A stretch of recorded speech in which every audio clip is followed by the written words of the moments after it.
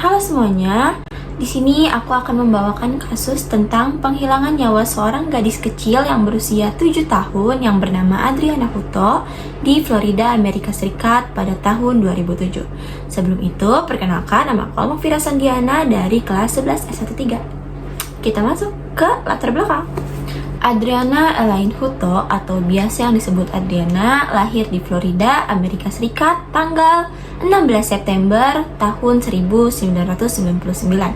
Ibunya bernama Amanda Louise, seorang single mother berusia 27 tahun.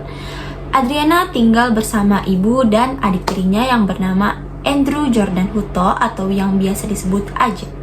Mereka tinggal di rumah sederhana yang terletak di kota kecil bernama Asto di Florida. Meskipun Adriana dan AJ ini saudari tiri, tapi mereka bisa dibilang cukup akrab karena usianya hanya selisih 1 tahun. Tetapi Adriana dan AJ ini memiliki sifat yang sangat bertolak belakang, di mana AJ ini memiliki sifat yang menyenangkan, kalem, dan penurut, sedangkan Adriana memiliki sifat yang aktif dan banyak bergerak. Mengapa demikian? Karena Adriana sejak kecil didiagnosis mengidap ADHD atau Attention Deficit Hyperactivity Disorder atau gangguan mental yang menyebabkan seorang anak susah untuk memusatkan perhatiannya dan berpelakuan impulsif dan cenderung aktif. Jadi kita masuk ke kronologinya. Kronologinya dimulai pada tanggal 8 Agustus 2007 di mana Amanda Louise menelpon 911 untuk meminta bantuan karena anaknya tenggelam di dalam kolam yang berukuran 5,5 kali 1,5 meter. Setelah beberapa saat, Kepala Pemadam Kebakaran Charles Corcoran datang untuk melihat kondisi Adriana. Setelah dilihat, ternyata Adriana ini masih memiliki kemungkinan untuk hidup karena suhu tubuhnya yang masih hangat. Segeralah mereka membawa Adriana ke rumah sakit dan AJ dijemput oleh kakeknya yang bernama Chuck Burn.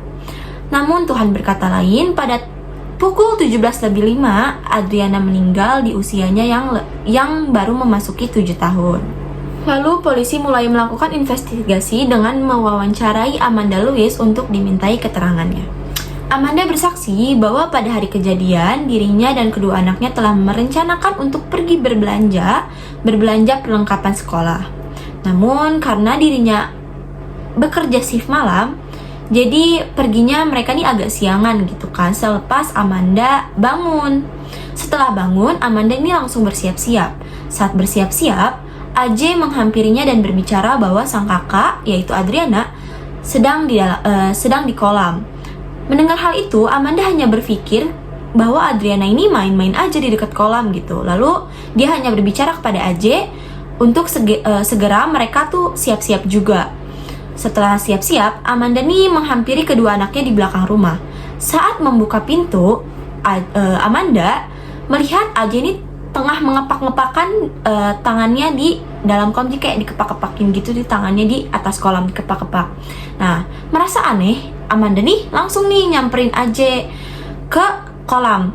Pas dilihat, betapa terkejutnya dirinya melihat Adriana sudah tenggelam di dalam kolam. Lalu dia langsung mengeluarkan tubuh Adriana keluar kolam.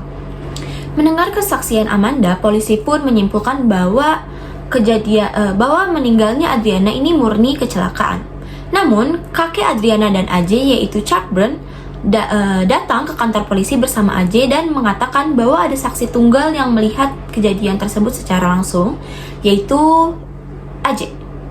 AJ lalu diminta kesaksiannya. Saat bersaksi, AJ mengatakan bahwa ibunya lah yang telah menenggelamkan kakaknya. AJ mengatakan, mamalah yang telah menenggelamkan kakakku. Jadi ternyata Amanda ini kesal kepada Adriana karena Adriana ini menyemprotkan pembersih kaca ke semua barang yang ada di rumah. Karena kesal, Amanda ini menyeret Adriana dan tanpa basa-basi dia langsung menenggelamkan Adriana ke dalam kolam. Mendengar kesaksian AJ, polisi pun terkejut, tetapi mereka tidak bisa langsung mempercayai AJ karena bagaimanapun AJ masih berusia 6 tahun. Lalu polisi meminta bantuan kepada tim perlindungan anak untuk mewawancarai AJ. Di wawancaranya yang kedua, AJ masih mengatakan hal yang sama, yaitu mamalah yang telah menenggelamkan kakakku. Meski inti dari kesaksiannya itu tetap sama, tetapi polisi ini menemukan detail cerita yang berubah-ubah. Namun, kesaksian AJ diperkuat dengan adanya hasil otopsi dari tubuh Adriana, di mana dokter yang menangani Adriana menemukan banyak memar di tubuh Adriana, memar telapak tangan orang dewasa di wajah dan di lengan atas. Lalu polisi menetapkan Amanda Louis sebagai tersangka utama. Persidangan dimulai pada bulan Februari tahun 2008 di mana semua saksi datang termasuk AJ.